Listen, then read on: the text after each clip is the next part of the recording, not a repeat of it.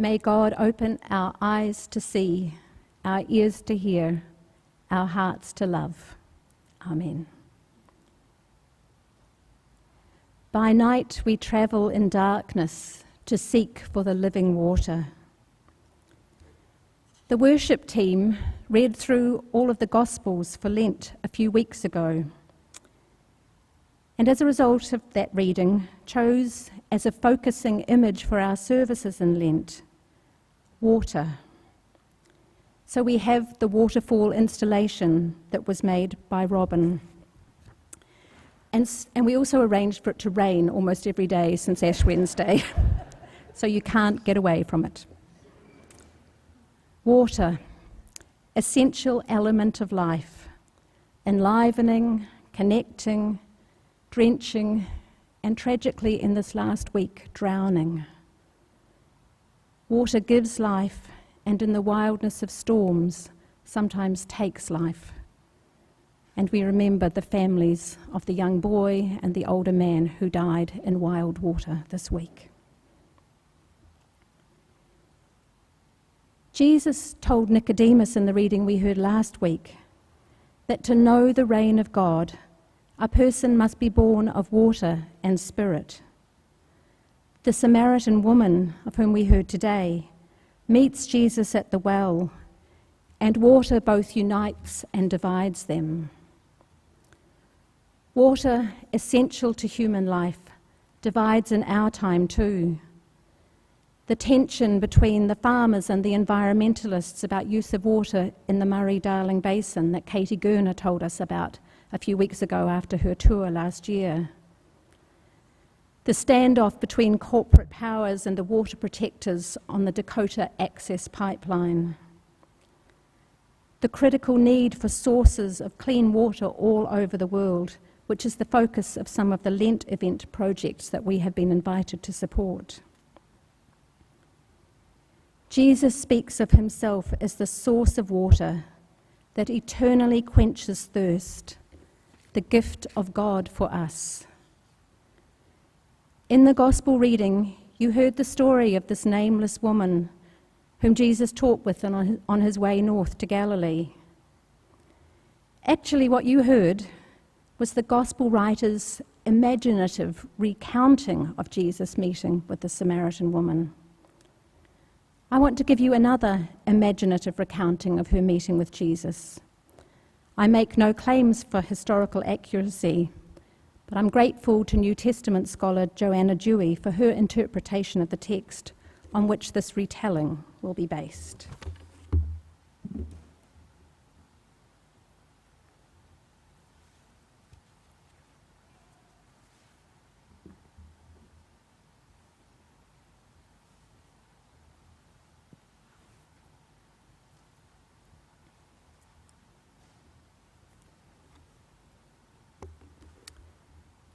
I have no name. Well, you don't know my name, and I don't think I'm going to tell you what it is.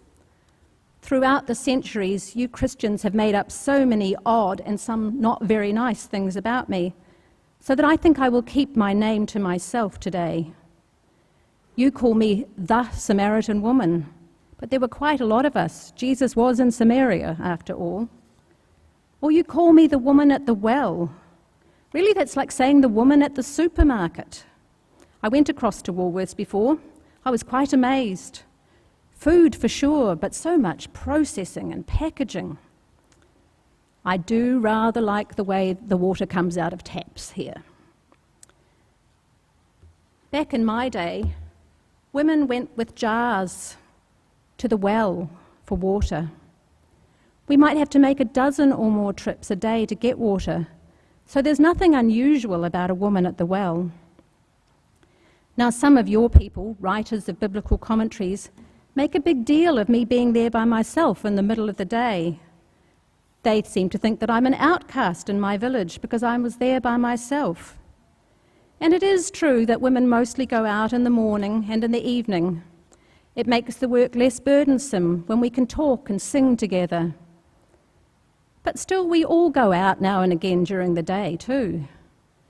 Sometimes we, or more likely one of our kids, knock over a jug, Or sometimes we need more water.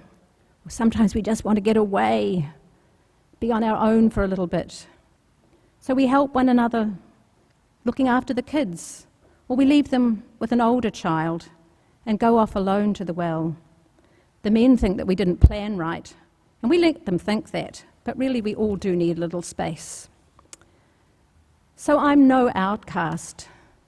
The women and the men of the village like me and respect me.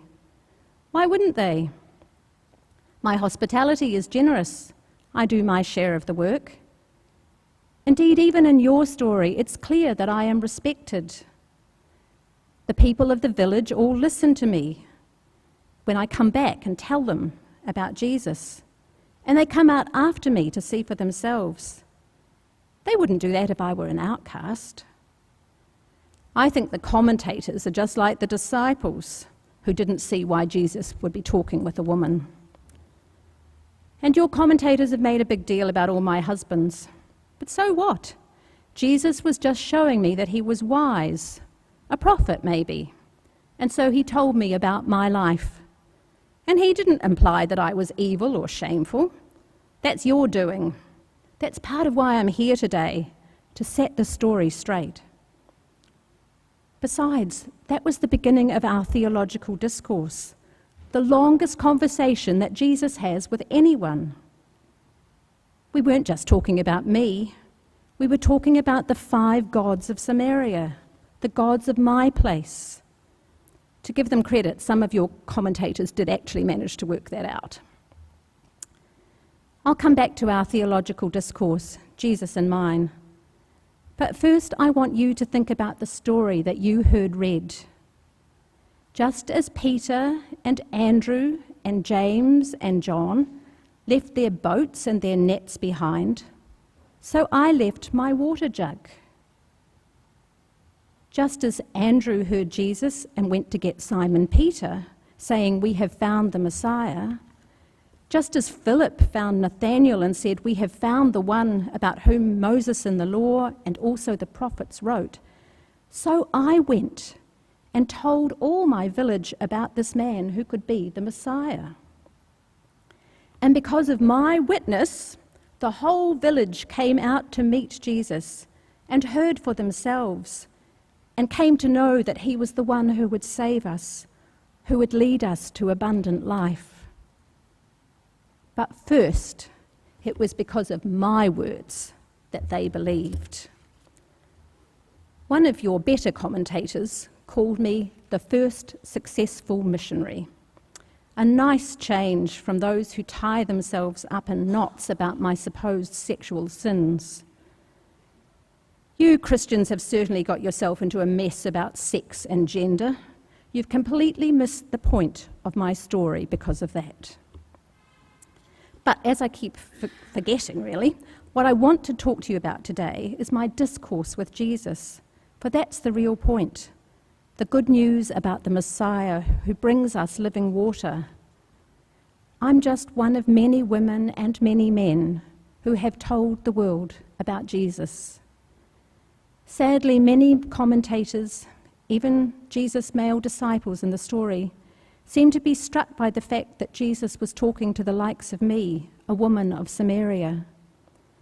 From the Jewish perspective, I am one of those despicable, unclean Samaritans. And from the viewpoint of the Jewish religious leaders, at least, I'm especially unclean because I'm female. But that's to look at the story from their perspective. As a Samaritan, I think that the Jews, even Jesus sometimes, are funny, uptight people, concerned about their own specialness before God. Do you remember what Jesus said about the Syrophoenician woman? About the Gentiles being dogs? Well, really? And Jesus is here at my well, a Samaritan well, and he's quite willing to ask me for water. But I digress again. The real point is my discussion with Jesus. I keep getting off track, responding to all these extraneous matters that commentators have assumed are the real point. The point of our discussion is about where you worship, about where you encounter God. Jesus and I were talking about whether it was Jerusalem, as the Jews think, or the mountain of Samaria, as the Samaritans believe. And Jesus said, the time was coming, indeed is already here, when God is to be worshipped without regard to place, that God could be worshipped anywhere, that God wasn't tied to a place. The Greek text says that to worship God as God truly is to worship in spirit and in truth. Spirit and truth are sort of code religious words, don't you think? I expect that the Jews in their temple, while it stood, thought that they were worshipping God in spirit and in truth. I know we Samaritans thought that we were in our holy places. But the good news of Jesus is that God is not tied to place, that the living water, the fountain of real life, is available to us all, everywhere, not just in some particular place, be it Jerusalem, Rome, Constantinople, or Pitt Street Uniting Church in Sydney. The point is, true worship occurs inside and outside churches, inside and outside denominations, inside and outside all faiths, even outside of what we think of as religion. And neither the Jews nor the Samaritans nor any of your different churches have any special claim to worship in spirit and truth more than others. It's who you are and the way you live that count before God. Your worship must engage your spirit in the pursuit of truth.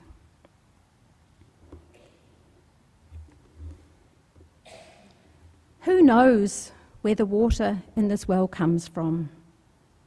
But we drink it and go on living our lives. I think that that's what the gospel writer who told my story wanted you to know.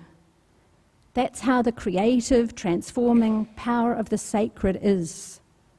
Who knows where it comes from? But it sustains us, and we live our lives differently because of it. We are called to trust the living water so that we can live well, with compassion and with justice, with our God and with one another, with our neighbours and ourselves. When we experience the creating, transforming power of God, quietly moving through our life,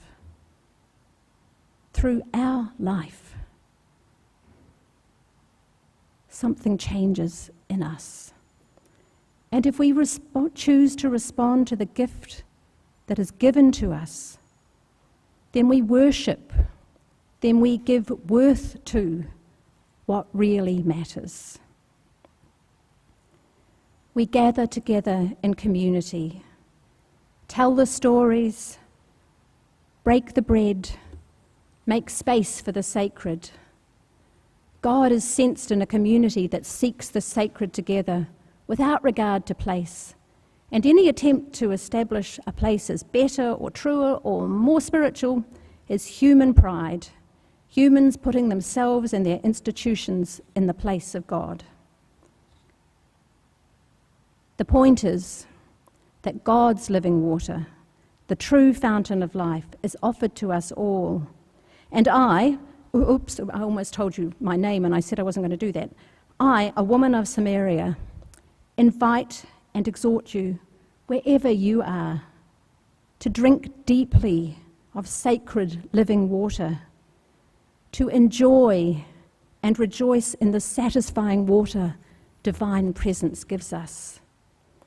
You can find this living water in many places, among many people, among women, men, diverse gender identities and sexualities, among people of every race and nation, among the homeless and the refugee, among different faith traditions.